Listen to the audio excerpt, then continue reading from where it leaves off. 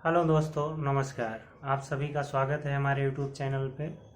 मेरा नाम विजय पाल यादव है और आज मैं फिर से आपको एक जॉब के बारे में इन्फॉर्मेशन करूँगा। मेरे पास एक रिक्वायरमेंट आई है। मेरे पास नहीं आई है डायरेक्टली, किसी और के पास आई है। तो उसने बोला कि आप अपने यूट्यूब चैनल पे बात करो और जितने लोग आ सकें तो जितने ज़्यादा लोग आएँ तो जितने ज़्यादा लोगों का हो सके। अगर बेचारे इंडिया में काम के लिए तलाश में हैं और कोई चला जाए तो उसके लिए अच्छा है। तो एक्चुअली दो कंपनी का इंटरव्यू आने वाला है, एक 15 तारीख को है, एक 16 तारीख को है। तो मेरी जिससे बात हुई है किसी एजेंट के थ्रू हुई है। तो उन्होंने मुझे बताया तो मैं बोला ठीक है, मैं अच्छे से डिटेल में इसमें बात करता हूँ, क्योंकि बहुत सारी चीज़ें इसमें बात करने को लेके। तो मैं अच्छे से इसमें आपको जॉब के टेक्सटाइल कंपनी से ये जॉब है। तो मैं उसमें आपको डिटेल से अच्छे से बताने की कोशिश करूँगा और मैं स्टेप बाय स्टेप सारा चीज़ मैं क्लियर करूँगा। दूसरी चीज़ है कि मैंने एक पोस्ट डाला था 2-3 दिन पहले, तो लोगों ने बताया कि फ्रॉड है, ये है, वो है। अरे भाई, मुझे क्या लेना देना है। मैं अपने यूट्यूब चैनल पे ट्रैवल से जो रिलेटेड वीडियो होते हैं अपलोड करता हूँ। लेकिन बहुत सारे लोग ऐसे मुझे रिक्वेस्ट कर रहे थे कि आप जॉब के बारे में इंफॉर्मेशन कुछ दें, कैसे करें, क्या करें। तो मेरे पास एक वैकेंसी आई है तो मैं बता रहा हूँ, बाकी आपकी मर्ज़ी। तो शुरू करते हैं। तो जैसे कि बात करते हैं कि टेक्सटाइल मॉरिशस में जो टेक्सटाइल कंपनी है, तो ज़्यादा कंपनी नहीं है मॉरिशस में। टेक्सटाइल कंपनी है, बहुत गिनी चुनी कंपनियां हैं। तो उनमें से दो कंपनी का इंटरव्यू आने वाला है, एक 15 तारीख को है, एक 16 तारीख को। ये अहमदाबाद की बात कर रहा हूँ, सैटरडे और संडे को। और जो है क्लाइंट इंटरव्यू है मॉरिशस से, खुद जो है मैनेजर और उनके जो लोग हैं वो लोग खुद इंटरव्यू के लिए आ रहे हैं। और आपको खुद इंटरव्यू देने जाना है, सामने से आपका इंटरव्यू होगा। अगर आप पास होते हैं तो आपके लिए आगे के लिए मेडिकल के लिए बोला जाएगा। मेडिकल का खर्चा मॉरिशस में के लिए कोई ज़्यादा नहीं होता है, शायद 2,500 रुपये होता है या मैक्सिमम 3,000 रुपये होता है। क्योंकि मैंने कुछ दिन पहले एक मेडिकल करवाया था, तो मेरा 2,000 रुपये मेडिकल का खर्चा आया था। और जो ये चेस्ट एक्सरे ऐसा कुछ और था, उसके साथ में 500 रुपये लगा था। और 300 रुपये जैसे डॉक्टर ने अपना फ़ीस लिया था, जो उसको अप्रूव करके दिया था। तो ज़्यादा मेडिकल का खर्चा नहीं आता है। अब कुछ लोग इसमें, मैंने बोला था 200 आदमी, तो मैंने अपने हिसाब से ही बोला था कि उन्होंने बोला था कि ज़्यादा आदमियों की ज़रूरत है। तो मैं बोला, पूछा कितने लोगों को, बोला जितने लोग 100-200 लोग आ जाएं, उनमें कुछ का इंटरव्यू होगा, कुछ पास होंगे, कुछ नहीं पास होंगे। तो अगर मान लो 100-200 लोग आते हैं तो उसमें कुछ जो पास होंगे वो जाएंगे, नहीं पास होंगे तो नहीं जाएंगे। तो मैक्सिमम उनको जो है एक कंपनी में 60-70 आदमी चाहिए था। एक कंपनी की बात कर रहा हूँ, दो कंपनी आने वाली हैं, दो इंटरव्यू है, सैटरडे संडे, 15-16 तारीख को। तो ये बात हुई। तो मैंने बोला ठीक है, मैं इतना पोस्ट कर देता हूँ। बहुत सारे लोग पूछ रहे हैं कंपनी कौन सी है, कहाँ जाना है, सारा डिटेल में वो लोग मतलब मुझसे पूछ रहे हैं। तो भाई, डिटेल में हमको इतना नहीं बताया गया है, कंपनी क्या है, कंपनी का वो क्या है, ये क्या है। आप जब इंटरव्यू देने आएंगे, फेस टू फेस बात करेंगे और जो भी सवाल जवाब होगा आप मुझसे पूछेंगे। मॉरिशस से मैनेजर लोग डायरेक्ट आ रहे हैं कंपनी में। सभी मतलब सभी तरीके से आदमी चाहिए, वेविंग में भी चाहिए, नोटर, हेल्पर, वीवर, बीम गेटर और लूमचूनर मॉरिशस में बोलते हैं, यहाँ टेक्लर टेक्नीशियन जो भी होते हैं, डबल शूटर। और साइजिंग में साइजिंग ऑपरेटर हैं, और जो भी साइजिंग रिलेटेड पोस्ट होती हैं उनमें ज़रूरत है। और फिनिशिंग में भी इसी तरीके से हैं, और लैब टेक्नीशियन की भी ज़रूरत है। और स्पेशल मुझे बताया गया कि 4 से 5 ड्राइवर चाहिए। मतलब उनका काम, दोनों कंपनियों में एक एक दो दो ड्राइवर की ऐसी ज़रूरत है। तो उनका काम क्या होगा, कंपनी के अंदर जो वेफ्ट इधर से उधर लोरी ऐसा कुछ करके फोर क्लिप टाइप का भी वो लोग अपना करा के देंगे, क्योंकि शायद फोर क्लिप का लाइसेंस अलग आता है। तो लोग अपने हिसाब से एडजस्ट करेंगे। लेकिन मुझे बोला कि ड्राइविंग, इंडिया का ड्राइविंग लाइसेंस होना चाहिए। तो मैं इसके हिसाब से मैंने बात किया था। अब कुछ लोग बोलते थे कि ये जो है गलत कर रहे हैं, शायद फ्रॉड होगा, ये होगा। तो आपको कुछ लेना देना नहीं है। अगर आप पास होते हैं तो आपको मेडिकल करवाना है। मेडिकल आप चाहे जहाँ से करवा लें। आप आपका इंटरव्यू पास होता है तो ज़रूरी नहीं है कि आपको बोला जाए कि आप मेडिकल यहाँ से करवाओ, ऐसा कुछ नहीं है। जहाँ आपको अच्छा लगे अहमदाबाद से करवाएं, मुंबई से, कहीं से भी करवाएं, दिल्ली से, पटना से, जहाँ से इच्छा हो वहाँ से आप मेडिकल अपना करवाएं। मेडिकल का कोई इशू नहीं, दूसरा कोई चार्ज देना नहीं है। 4 साल का कॉन्ट्रैक्ट है, पेपर आपका 4 साल का बनेगा, कॉन्ट्रैक्ट आपका 3 साल का होगा। आप 3 साल पे इंडिया वापस आते हैं तो आपको छुट्टी दी जाएगी और कंपनी आने जाने का टिकट देगी और जो भी उसके साथ सारी सुविधाएं होंगी गवर्नमेंट के रूल के हिसाब से वो आपको दिया जाएगा। अगर आप किसी कारणवश बीच में इमरजेंसी में आप इंडिया आना चाहते हैं, 1 ही साल हुआ है, 2 साल हुआ है, आप आना चाहते हैं तो आपको कंपनी छुट्टी देगी, लीव देगी, बशर्ते आपको अपने पैसे से आना पड़ेगा। जो टिकट का चार्ज होगा आपको अपने हिसाब से आना पड़ेगा। अगर आप कंटिन्यू 4 साल काम करते हैं तो उसमें कुछ बेनिफिट ऐड करके वो लोग देंगे, क्योंकि 3 साल पे आपको आने जाने का टिकट होता है। अगर आप डायरेक्ट 4 साल पे आते हैं तो कुछ बेनिफिट वो जो भी होगा वो ऐड करके देंगे। मेरी एजेंट के थ्रू ये बात हुआ है। मैनेजर से मेरी उतनी बात नहीं हो पाई तो मैं ज़्यादा इसके बारे में आपको डिटेल नहीं बता सकता हूँ। मैं मेडिकल को लेके क्लियर इसलिए बता रहा हूँ क्योंकि बहुत सारे लोग ऐसा करते हैं कि काफ़ी लोगों को बुलाते हैं और मेडिकल करवा देते हैं और फर्जी टाइप का मेडिकल करवा के पैसा कमा रहे हैं। तो कुछ लोग डरे हुए थे कि शायद ऐसा कुछ चक्कर होगा, तो ऐसा कुछ बिल्कुल नहीं है। आप चाहे जहाँ से मेडिकल करवा के लेके आएँ, आप जाएँ और वो बता दें कि मॉरिशस का मेडिकल करवाना है, तो लैब टेक्नीशियन को अगर पता है जहाँ भी उसमें, तो वहाँ से करवा ले। नहीं, आपको एक किट दिया जाएगा कि मेडिकल में ये चीज़ें करवानी है, तो वो आप जो है वो करवा के लाके आप जिस ऑफिस में आपका इंटरव्यू पास होगा वहाँ पे आप दे दें। कम से कम एक्सपीरियंस जो होना चाहिए 2 से 2.5 साल का होना चाहिए। अगर आप वीवर हैं, बीम गेटर हैं, लूम चुनर हैं या डाइंग ऑपरेटर, साइजिंग ऑपरेटर या किसी भी फील्ड में टेक्सटाइल से में हैं, साइजर हैं, तो कुछ भी है, आपका कम से कम 2-2.5 साल का एक्सपीरियंस होना चाहिए और ये चीज़ें आपके होनी चाहिए, तभी आपका हो पाएगा। दूसरी बात ये है कि जो है आप जो है जब आपका इंटरव्यू पास होगा, आपका मेडिकल आप अब जमा करेंगे, मेडिकल को खुद कराना है और खुद करा के उसका रिपोर्ट आपको सबमिट करना है। ये चीज़ हो गई। दूसरी चीज़ ये होता है इसका प्रोसेस टाइम जो होता है, जो कि मॉरिशस को लगभग सभी लोगों को पता है कि 4 से 5 या 6 महीने तक वर्क परमिट बनने में लगता है। मेरा भी एक बार मैंने किसी के थ्रू काम किया था, लेकिन किसी कारण बस मेरा काम नहीं हुआ, तो मैं इसके बारे में नहीं जाना चाहता हूँ और ना मैं किसी को ब्लेम करना चाहता हूँ, क्योंकि मुझे पता है कि मॉरिशस का काम कैसे होता है। मॉरिशस के काम में बहुत टाइम लगता है और मॉरिशस के काम में बहुत टाइम लगता है। कभी कभी किसी कारण बस से काम होता भी नहीं है, तो इसमें किसी एजेंट को ब्लेम करना या वो करना मेरे हिसाब से मुझे नहीं लगता है कि ऐसा गलत। लेकिन साथ में कुछ एजेंट लोग इसका फ़ायदा भी उठाते हैं, अपना जो है मेडिकल करवा लेते हैं, उसमें कुछ पैसे कमा लेते हैं, उनको ऑफर लेटर देते हैं, उसमें कुछ पैसे कमाते हैं, 5-6 महीना बोलते हैं वर्क परमिट नहीं आया, उसके बाद में उनके साथ जो है फ्रॉड करते हैं और फेक स्टिकर भी जाओ सब दे देते हैं। तो इन चीज़ों से थोड़ा बच के रहना चाहिए। तो मेन मुद्दे पे आते हैं जो हम ये वर्क परमिट के बारे में बात कर रहे हैं, बाकी चीज़ें तो मैं और भी डिस्कस करता रहता हूँ। तो ये है कि जो है 3 महीने का प्रोसेस टाइम बताया गया है, लेकिन मैं मान के चल रहा हूँ कि 4 महीना लगेगा, 3 से 4 महीना लगेगा, क्योंकि वो कंपनी और एजेंट बोल रहे हैं 3 महीने में हो जाएगा, लेकिन मुझे लगता है कि 4 महीने का टाइम जाएगा। 1 महीने का लगभग मेडिकल जो है वेरीफाई होगा, महीने या 1.5 महीने का वर्क परमिट का टाइम होता है। उसके बाद जब वर्क परमिट बन जाता है, पहले क्या होता है कि मेडिकल वेरीफाई होता है, फिर वर्क परमिट के लिए अप्लाई होता है, कंपनी कुछ पैसे डिपॉजिट करती है, इंडियन करेंसी कोई 25,000 या 30,000, फिर वर्क परमिट बनने जाता है। वर्क परमिट बन के आने के बाद जो है रेसिडेंट परमिट के लिए अप्लाई होता है। वर्क परमिट होता है काम करने के लिए, रेसिडेंट परमिट होता है वहाँ पे रहने के लिए। 2 अलग अलग परमिट बनता है, बस यही लगता है। और आपको पासपोर्ट जमा करने की ज़रूरत नहीं है, अगर आप जो भी है पासपोर्ट आपके पास रहेगा।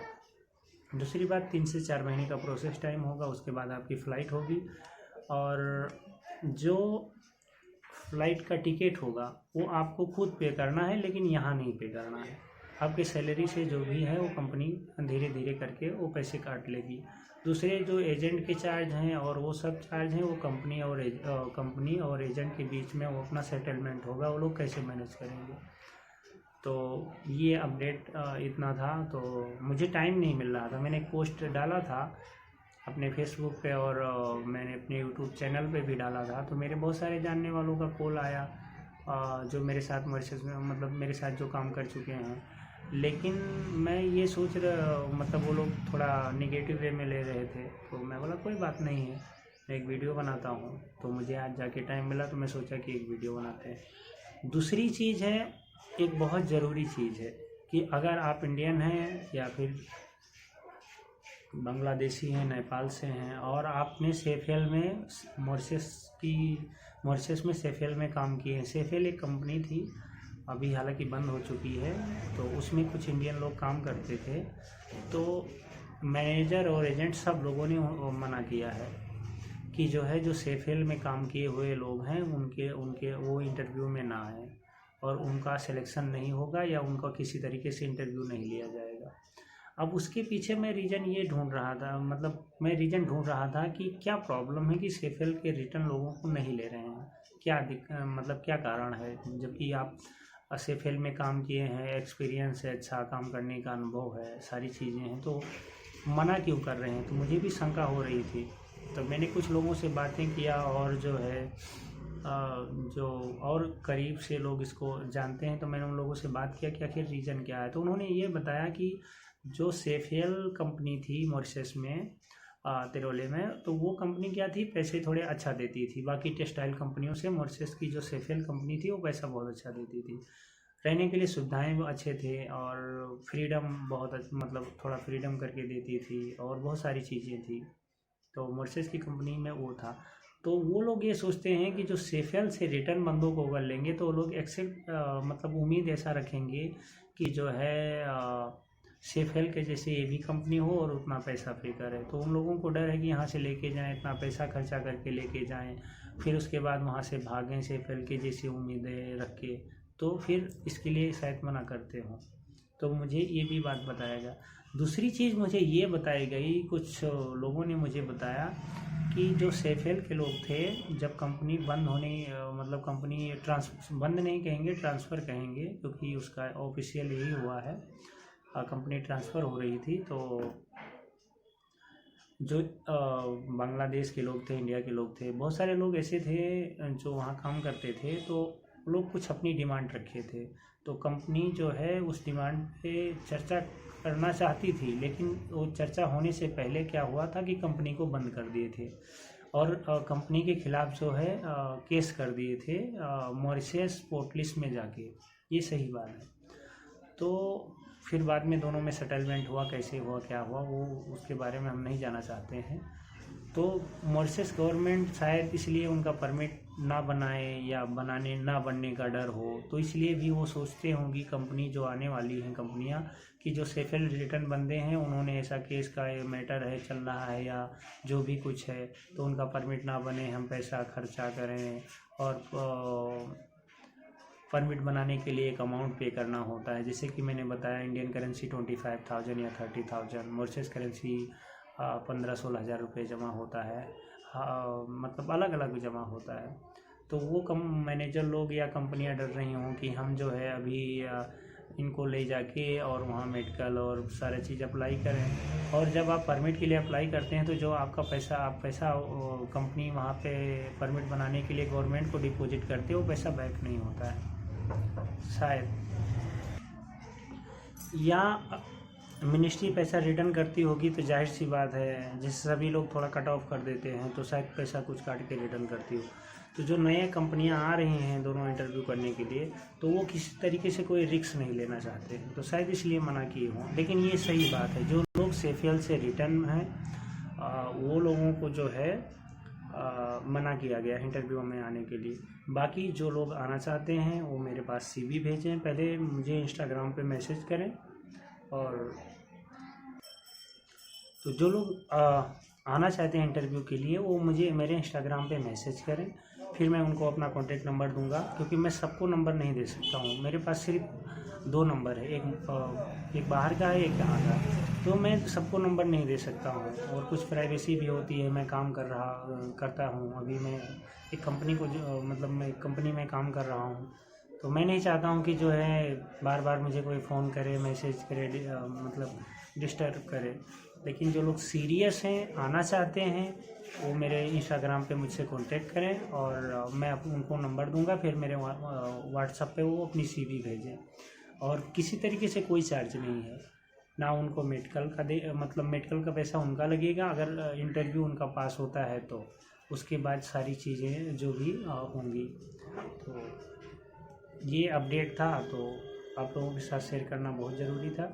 और जो लोग नहीं आना चाहते हैं, निगेटिव कमेंट करते हैं मेरे यूट्यूब चैनल पे, तो मैं ज़्यादा उनको ऐसे लेता नहीं हूँ। बाकी मुझे बहुत सारे लोगों ने मैसेज अभी तक किया है कि मुझे काम दिलाओ, काम दिलाओ। तो अगर मेरे पास कोई काम ऐसे नहीं है और नहीं आता है तो मैं ना बोल देता हूँ। या बहुत सारे लोगों को मैंने सजेस्ट भी किया कि आप नंबर से शेयर किया कि आप इनसे बात कीजिए, आपका काम हो जाएगा, या उनको बताया कि आप यहाँ पे जाइए तो आपकी जॉब का कुछ हो जाएगा। बाकी जो मेरे जानकारी में होता है तो उनको मैं अच्छी सलाह देता हूँ। जो यहाँ से स्टूडेंट लोग मॉरिशस जाते हैं वो पूछते हैं कि काम कैसे खोजें, काम कैसे करें, उनको सलाह देता हूँ। और भी जो भी जानकारियाँ होती हैं उनको मैं अच्छे से नहीं लोगों को बताने का काम करता हूँ। अब इसमें क्या है कि मैंने एजेंट के साथ में जो भी है, मैं कुछ पैसे नहीं चार्ज कर रहा हूँ, मेरा एजेंट से कुछ भी लेना देना मतलब ऐसा नहीं है। मैं तो सिर्फ इसलिए बोल रहा हूँ कि जो इंडिया में लोग हैं, टेक्सटाइल में काम करते हैं और बेचारे परेशान हैं, जाना चाहते हैं, इंडिया के एजेंट लोग अभी चार्ज करते हैं शायद 1,20,000, 15,000, 1,50,000 ऐसे चार्ज करते हैं। और जो लोग स्टूडेंट के वीज़ा पे भेज रहे हैं वो लोग भी 3.5 लाख 4 लाख रुपए एजेंट लोग अच्छे से पैसा चार्ज कर रहे हैं। तो मैंने सोचा कि क्यों ना, मान लो जो टेक्सटाइल में काम करते हैं उनको अच्छा हुनर आता है और एजेंट ने मुझे ऑफ़र किया है, तो दोनों लोगों को एक तरीके से मिलाने का काम करता हूँ। बाकी मेरा किसी तरीके से कुछ उनका है नहीं। आप आइए, आप इंटरव्यू दीजिए, आपसे होगी, आपका इंटरव्यू होगा, अच्छे से सारी चीज़ पूछताछ करेंगे। अगर आपको पास होते हैं, आप सेलेक्ट होते हैं, तो आपका आगे मेडिकल के लिए बोलेंगे। अगर आप सेलेक्ट नहीं होते हैं तो कोई बात नहीं, आप जाइए। अब बहुत सारे लोग पूछते थे कि मॉरिशस की कौन सी कंपनी है, क्या कंपनी है। शायद एजेंट या कंपनी के लोग कुछ वो लोग नहीं बताना चाह रहे थे कि पहले से ही बताएं, फिर वहाँ लोग कंपनी में फ़ोन करें, क्योंकि बहुत सारे लोगों के कांटेक्ट होते हैं कि कौन आ रहा है, क्या आ रहा है। क्योंकि मैं भी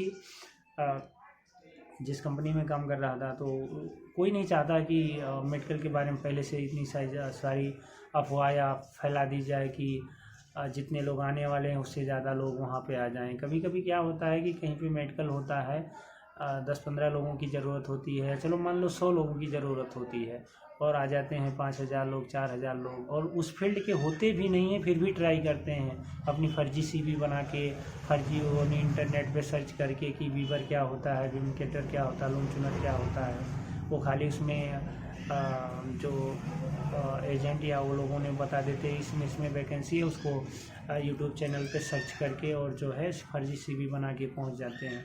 तो जानते हो, तो शायद इसलिए वो लोग नहीं बता रहे हैं, या जो भी है। अहमदाबाद में होगा। आप मेरे साथ में 1-2 लोगों ने मुझे CV भेजा है, तो मैंने उनको ऑलरेडी बता दिया है कि इंटरव्यू कहाँ पे होगा, कहाँ पे मिलना है।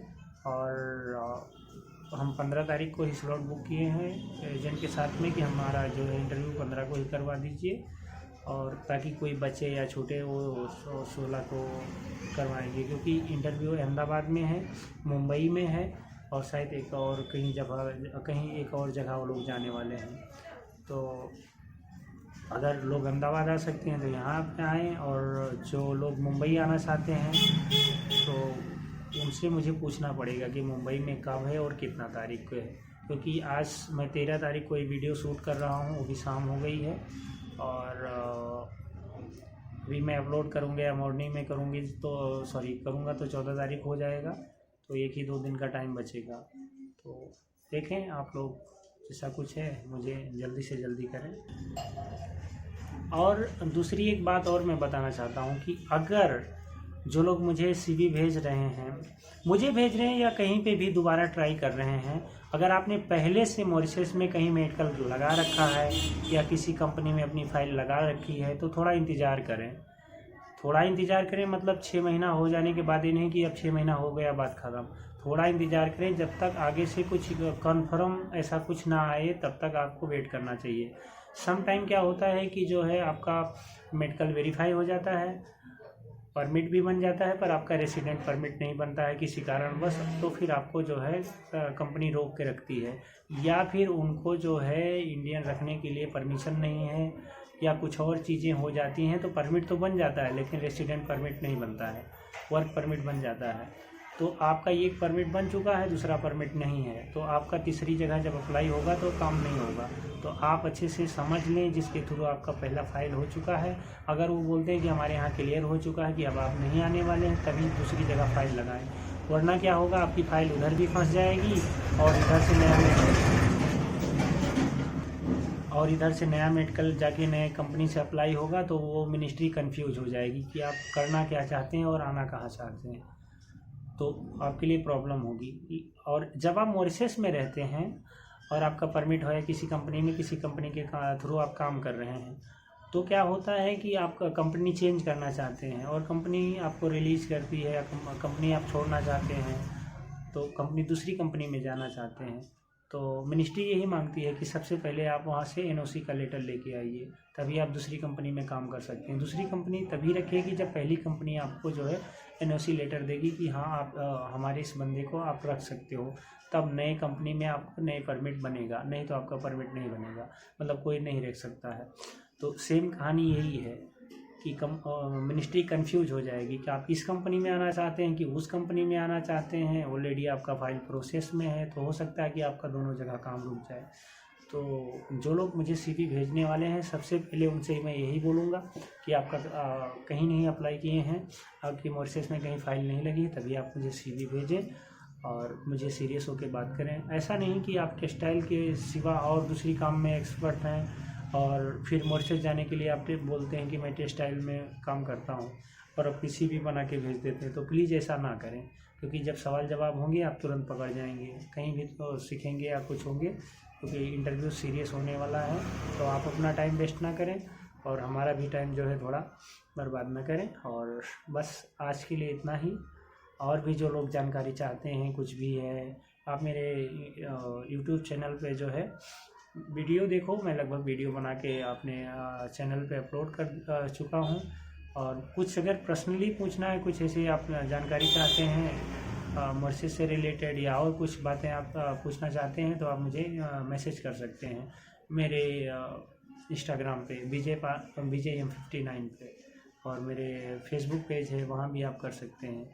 तो बस आज के लिए इतना ही, और जल्दी करें अगर आप सीरियस में जाना चाहते हैं, और अपने दोस्तों को मेरा वीडियो शेयर करें, किसी का भला हो जाए तो अच्छा। आज के लिए बस इतना ही। बहुत बहुत धन्यवाद आप सभी का। Thank you so much. नमस्कार।